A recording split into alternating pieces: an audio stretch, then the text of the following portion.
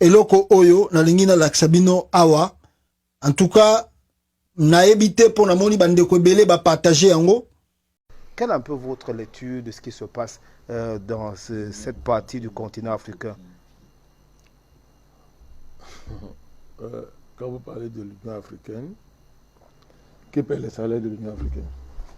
Je voudrais vous retourner la question, président Badakadi. Ceux qui paient les salaires de l'Union africaine sont les acteurs majeurs de la crise en RDC, dans les Grands Lacs. Autrement dit? Il faut oublier l'Union africaine.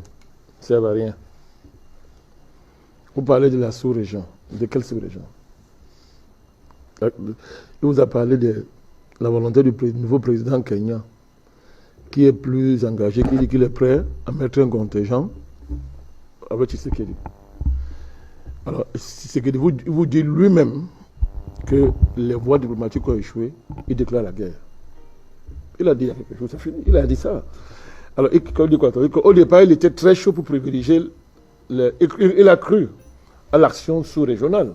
Il croyait à l'action sous-régionale, il pense beaucoup plus du côté de la SADC ou le SADC. Il croyait beaucoup à ça. Mais il constate qu'il n'y a rien. Ça ne marche pas. Il n'y a rien. Il dit qu'il déclare la guerre au Rwanda. Et il va donc essayer de nouer les alliances directement, le Burundi, machin, comme ça. Ce qui est une honte en soi. C'est-à-dire, la RDC a besoin d'alliance pour faire la guerre au Rwanda. C'est ça qui démontre que la situation de ce pays-là est RDC. On ne comprend rien à ce qui se passe. Ils ont dit, mes prédécesseurs ont dit, on plante le décor. Hein. Ils ont dit, lui, Michel vient d'inscrire ça dans l'histoire. Il ne faut pas seulement remonter aux deux premières guerres du Congo. C'est-à-dire la guerre liée à la chute du maréchal Mobutu et la deuxième guerre, n'est-ce pas, qui est liée au fait que Kabila change d'alliance avec ceux qui l'ont amené au pouvoir. Kabila perd, hein. Il va changer d'alliance, ça va déboucher sur la deuxième guerre du Congo. C'est pas qu'on va qualifier de guerre mondiale africaine. Tout à l'heure, Bertrand l'a dit, je crois. Bien, c'est Luc Michel qui l'a dit. Il faut aller au-delà pour comprendre les enjeux de cette affaire. Et vous allez comprendre même qui est Tshisekedi. En comprenant, en étudiant, je ne crois pas au délit de patronyme, hein. Je ne crois pas à ça. Mais quand vous étudiez l'action du père de Tshisekedi, Etienne Tshisekedi, le père Tshisekedi, et quand vous voyez la fascination que Tshisekedi voit à son père, vous allez monter très loin, vous allez arriver à Lumumba. Vous arrivez à Lumumba, vous allez comprendre le drame de ce pays. Pourquoi Lumumba est mort et les qui l'ont tué ont fait disparaître son corps dans l'acide. Ils sont venus faire des affaires de haute sorcellerie en apportant une dent, soi-disant que c'est la dent de Lumumba, et que les enfants biologiques de Lumumba ont joué le jeu, et Tshisekedi a joué le jeu. Vous allez comprendre ce qui s'est passé, vous allez le monter très loin. La RDC n'appartient pas aux Congolais. C'est-à-dire, il faut commencer par là.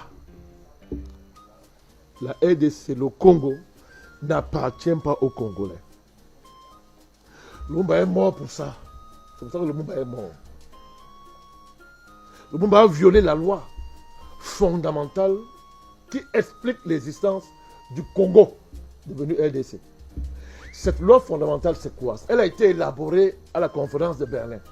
Vous savez que la conférence de Berlin, qui partage le monde à l'époque, mais la conférence est convoquée pour qui? D'abord pour le Congo. L'enjeu de la conférence de Berlin, c'est le Congo. Vous voyez donc qu'une bonne partie de la géopolitique occidentale tourne autour du Congo RDC. Ce n'est pas un jeu. Cette loi-là était quoi? Il y a un criminel qu'on appelle Léopold II. Un voyou, un criminel. Il faudrait le juger même mort.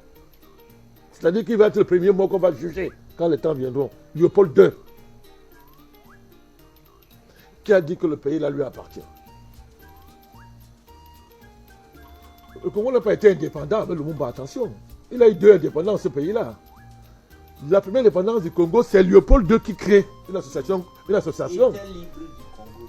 Non, là, c'est l'association internationale du Congo. Écoutez bien. Et il réussit à obtenir que cette association fait du Congo un pays indépendant. Ça veut dire quoi? Le pays est indépendant pas parce que c'est un pays qui est indépendant par lui-même. C'est qu'il est indépendant pour appartenir à Léopold II. C'est sa chose. Mais il se rend compte que le pays là est très grand pour lui et que ça va lui créer des problèmes. Il faut qu'il partage ça. Il va devoir avoir le partage de la RDC. Congo, les Américains vont entrer en scène. Donc, on connaît ce qu'il a fait de Paul II. Couper les mains, ils se sont repartis l'affaire avec des multinationales américaines, tout ça. Et il y a d'abord eu les compagnies, les fameuses compagnies coloniales, n'est-ce pas, belgo-américaines. Après, les Américains sont entrés en puissance. Ils se sont repartis le Congo dans des réunions secrètes qui sont scellées aujourd'hui, dans des hauts lieux mondiaux. Donc, le principe est celui-ci. Les richesses de la RDC appartiennent à un groupe de pays dirigé par les États-Unis. Nous savons très bien que la Belgique, c'est une colonie américaine. Jusqu'aujourd'hui, c'est une colonie américaine. Il ne faut pas de débat là-dessus. La Belgique. Oui, c'est une colonie américaine. Il ne faut pas de débat là-dessus. Les diamants, les richesses extraordinaires de ces pays ont été pillés et ont justifié l'avènement de puissantes multinationales. Américaines, certaines européennes, mais principalement américaines, européennes, surtout la famille royale belge qui continue ces pillages-là.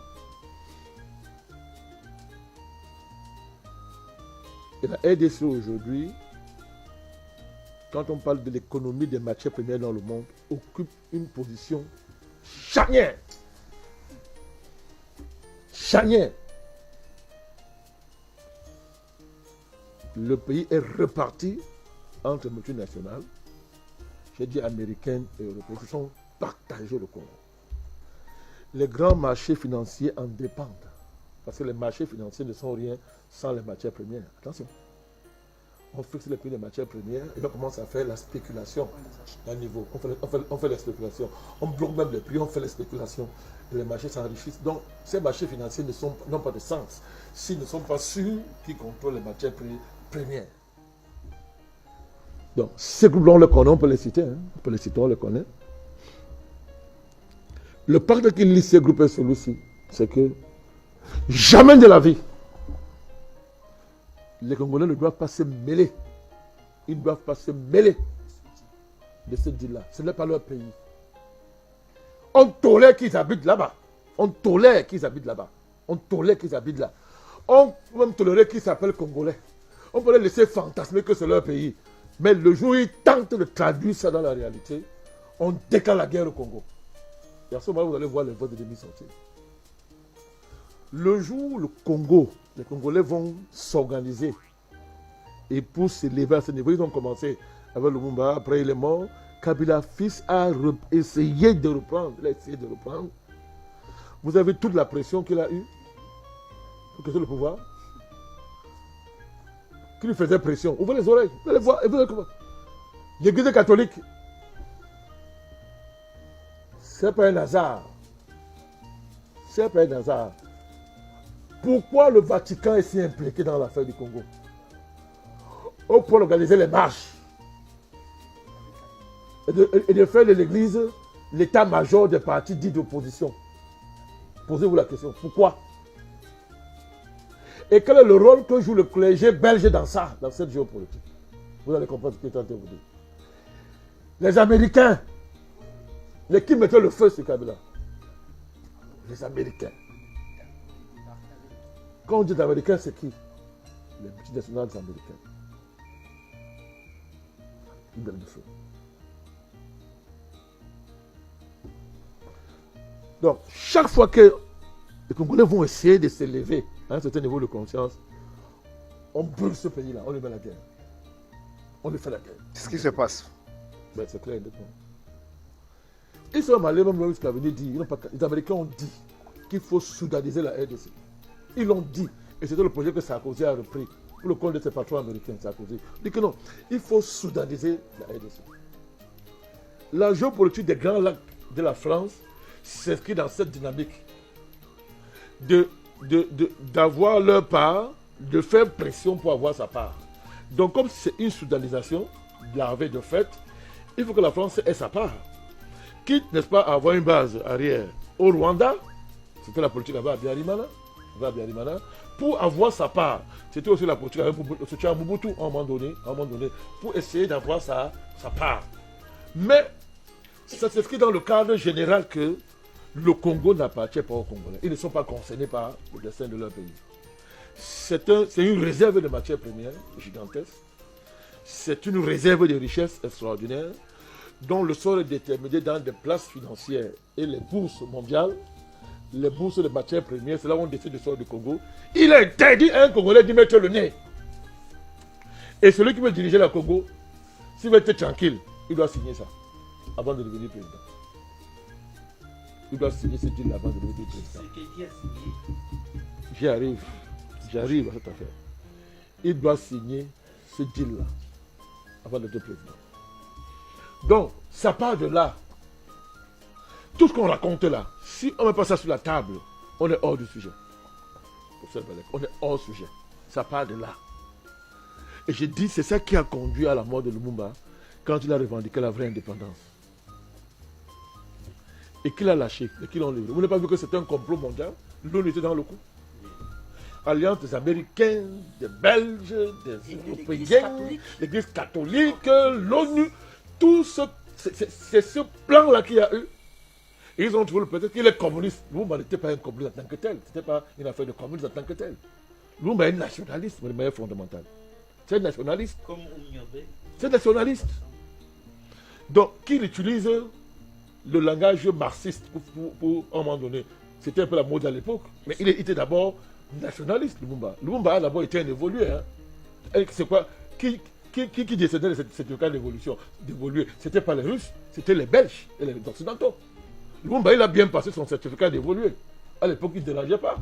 Hein? Il ne dérangeait pas à l'époque. Hein? Il savait danser, parler comme eux. Allez voir son histoire. Mais c'était un patriote nationaliste. Il a dit le Congo, c'est pour les Congolais. C'est un complot mondial organisé par l'ONU. Les Américains, les Belges, les catholiques sont donnés la main pour finir avec lui. Il y a eu l'union des services secrets occidentaux. Le service américain, la CIA, le service secret anglais, même les services secrets juifs, tout ça se sont mélangés dedans. Vatican, ils se sont donné la main pour finir Lumumba. En inventant une sécession, Katanga, sécession, Moïse Tchombe, qu'on a mis dedans. Le paravent qu'on a mis dedans. Toujours le détachement. Vous voyez toujours, chaque fois, il y aura une menace sécessionniste. On va mettre en avant la menace de démembrement du pays. Qui sera toujours adossé sur un pays. Évidemment, un pays, un voisin, qui va jouer le jeu. Allez. Va jouer le jeu. C'est de cela qu'il s'agit. Donc, Tshisekedi est arrivé au pouvoir comment? Avant qu'il ne soit, avant que le président Kabila ne fasse l'alliance avec lui.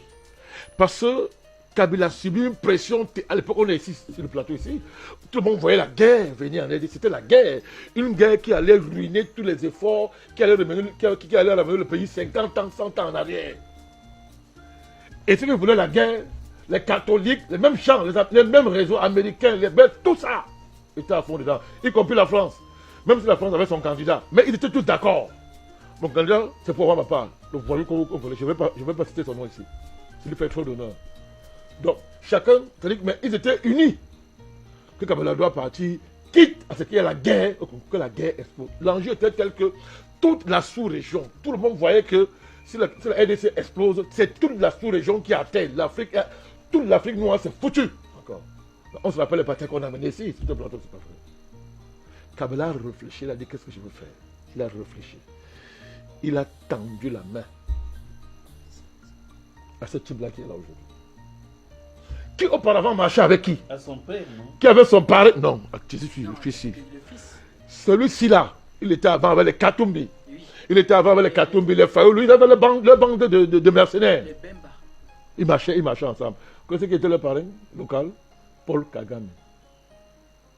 Le monsieur vous a appelé ça. Il faisait les réunions au Rwanda, ça serait, et promettait à Kabila que tu vas voir ce que tu cherches. Il se réunissait à Kigali.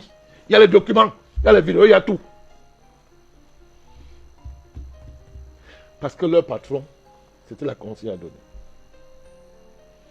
Quand Kabila se rend compte qu'entre eux, il y a des contradictions, il dit ok, on peut s'entendre avec ce type pour l'honneur de ce pays. On fait un pacte. C'est comme ça que ce monsieur arrive au pouvoir. Il y a un pacte. Moi, je suis allé en RDC, tout à l'heure, vous rappelez ça. Nous sommes allés faire la campagne de ce pacte.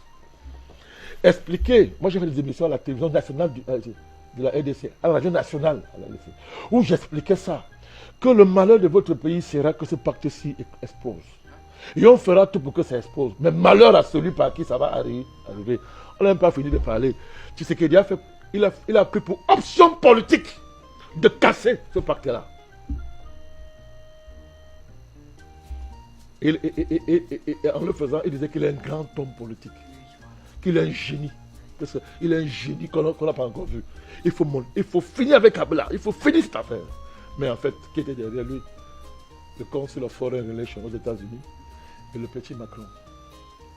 Vous avez oublié à l'époque comment il se tapotait tous les jours à l'Élysée, il s'embrassait, il causait tous les jours. Vous avez oublié les images où il a, comme il a dit, que la France va ouvrir une école pour former les cadres de l'armée congolaise. C'est-à-dire faire la chasse à la structure militaire laissée par Kabila. Cette alliance-là aurait dû être maintenue pour le salut de ce pays. Il aurait pu apporter ses propositions sans pierre à l'édifice. D'accord. Mais cette alliance, Kabila a réussi à bâtir quelque chose autour de la Russie et de la Chine. En 15 ans, a jeté les bases de la stabilité politique de ce pays. Elle dit qu'à faire, il y a un État qui prend de la force, qui prend de l'envergure. Il a démantelé tout ça. Alors nous parlons. Il y a 2 rapports onusiens, 2 rapports qui démontrent la preuve de qu'est Kagame et à quoi ça lui sert cette affaire.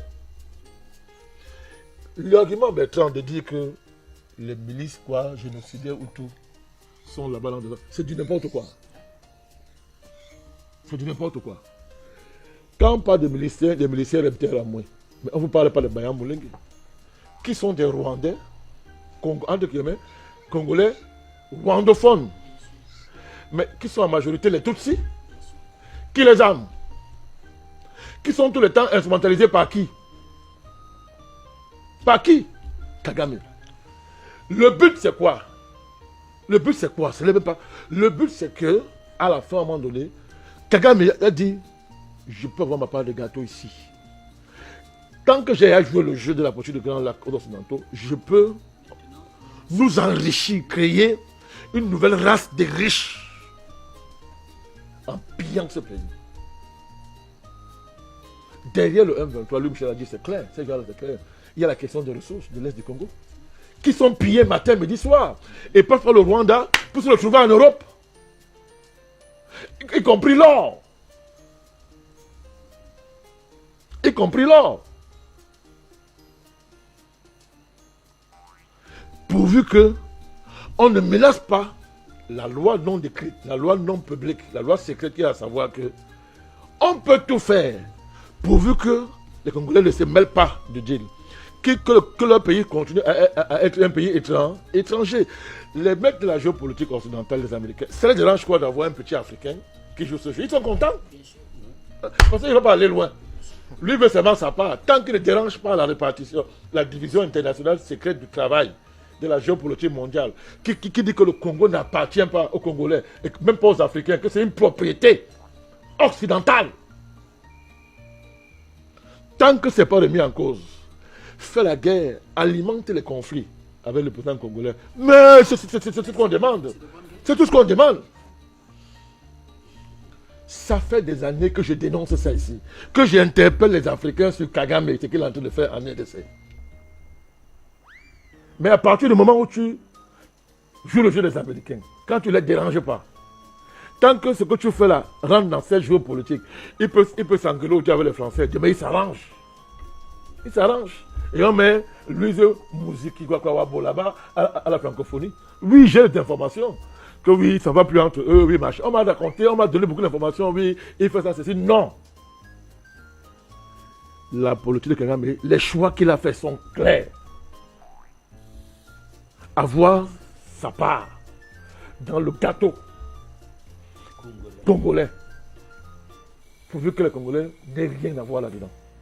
On va tout vous raconter. On va même vous dire qu'avant, il y avait un royaume là, dont les frontières débordaient jusqu'en RDC, que c'était les frontières de Rouen, ça allait au Rwanda jusqu'en RDC. On va justifier ça par les choses comme ça.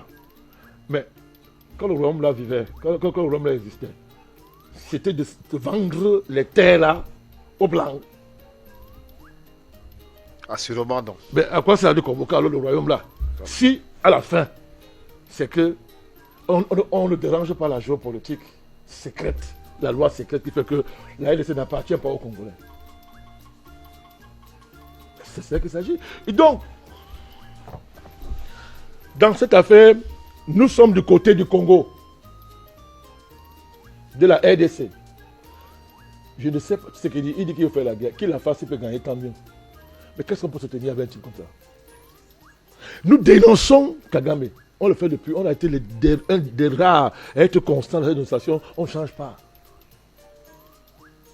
Nous le dénonçons, Kagame. Parce qu'il est dangereux. Ce genre de politique en Afrique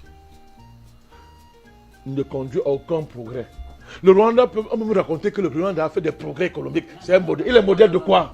C'est le modèle de quoi? Le modèle du vol. Oui, le vol, le pillage. Être un bras armé de l'Occident pour détruire la RDC. Dont le progrès, l'émancipation va profiter à tout le continent africain. Donc Kagame peut être pour nous un modèle. Ce n'est pas ce genre de modèle que nous avons en Afrique. J'ai dit aujourd'hui que Kagame est peut-être, il est même plus riche que le Rwanda. Ça lui vient d'où? Du pillage de la RDC. Du pillage de la RDC. Donc, je ne sais pas si M. Tshisekedi va réussir à faire l'union sacrée autour de lui. Mais les Africains doivent se mobiliser parce que on ne peut pas continuer à laisser la RDC dans un tel état. D'accord. Il n'y aura pas de libération géopolitique en Afrique si les Africains ne libèrent pas la RDC. C'est ça le panafricanisme. D'accord. Vous aurez le temps pour conclure. Si, je conclue cette partie. D'accord, allez-y. C'est-à-dire que l'enjeu de la RDC, c'est un enjeu qui dépasse la RDC. Ce n'est pas le problème des Congolais, c'est le problème de toute l'Afrique. Si les Africains ont été un jour intelligents, s'ils considèrent qu'ils sont intelligents, il ne faut pas seulement ressasser le grand passé qu'on a eu. Non, ça ne veut rien dire. Si on considère qu'on est intelligent, qu'on est des hommes sur cette terre, il faut qu'on comprenne que la question de la RDC, ce n'est pas l'affaire des Congolais, c'est l'affaire de tous les Africains qui doivent s'organiser pour faire de la cause de la RDC la cause commune de toute l'Afrique. Je sais qu'il y a des dynamiques secrètes qui travaillent. Je sais. Mais il faut que ces dynamiques-là, comment on disait ça, soient opérationnelles, réellement opérationnelles, et soient à la hauteur, n'est-ce pas, du défi que représente la RDC, le défi qu'il y a devant nous. Il faut que ça soit à la hauteur. Pour l'instant, je suis désolé, Tshisekedi n'a ni la carrure, ni la capacité de formuler un projet à ce niveau. Il ne comprend pas ce qu'on appelle la RDC, ce projet politique. Ce n'est pas à son niveau. Même s'il veut, ce n'est pas à son niveau. Il ne comprend pas. Parce qu'il avait compris, il aurait maintenu l'alliance avec Kabila et bâti même d'autres alliances encore. C'est ça. Même avec ce Kabila. Mais il court, pour faire de son père le héros, un héros national. Il se bat pour faire de son père un héros national. Quelqu'un qui a dit qu'on a attrapé le crapaud, désignant qui? Lumumba, crapaud. C'est ce que le père a dit qu'on a attrapé le crapaud. Il travaillait pour qui? Pour les Belges d'Occidentaux. Son fils veut faire de lui un héros national en RDC. Je ne sais pas si vous voyez ce que ça veut dire. En RDC. Ce qui démontre quelle est son orientation à lui. Quel est son niveau. Vraiment, je suis désolé. Ce type, il n'est pas à la hauteur de la RDC. On va faire tout ce qu'on veut pour comprendre. Il n'est pas à la hauteur de la RDC. On a compris. Mais il faut que tous les Africains se mobilisent pour cette cause et qu'on marginalise celui qui se prend pour le Moïse des Grands Lacs. Il dit qu'il est grand de taille. Il a un bâton. Il dit dans la mythologie, toute ci de M. Kagame, il est Moïse. Et ce n'est pas un jeu. Hein. Il est dans leur culture là. Il est dans le Moïse là, le Moïse noir. Il marche avec un bâton. Les gens sont dans des configurations comme ça. Des configurations étranges. Complètement étrangères un problème qui est réel. Où est la différence entre un Tutsi, un Tutsi, un Hutu et un Congo? C'est quoi? Ce sont les Africains. Et on se met ensemble. On se met ensemble pour affronter, pour libérer la RDC. Et que tout le monde en profite. Maintenant, je vais chuter par là. Bertrand a parlé de politique tout à l'heure. Le politicien. Je dis quelqu'un qui va incarner la compréhension de ces enjeux. Quelqu'un qui comprend que ce n'est pas seulement une affaire. Quand on dit les grands lacs, il faut que les grands lacs soient d'abord sous le contrôle des Africains. Et après on s'assoit, on fait la politique, on deal. Les Blancs savent dealer, non? Entre eux, non? Ils n'ont pas dealé à la conférence de Berlin, 84-87. Ils n'ont pas dealé. Et pourquoi pas les Africains? Pourquoi nous, on peut non pas dealer? Voilà. Pas pour s'entendre, libérer la RDC. Et après, on s'assoit pour voir comment est-ce que cette libération va profiter, n'est-ce pas, à tout le monde. Mais tout ce qui dit, oh là là, oubliez-le, il n'est pas à la hauteur d'un parler. C'est trop compliqué pour lui. D'accord. Et pareil pour les Occidentaux. Pour Kagame. Pour Kagame, comme on a dit, qui est un simple agent du mondialisme international. D'accord.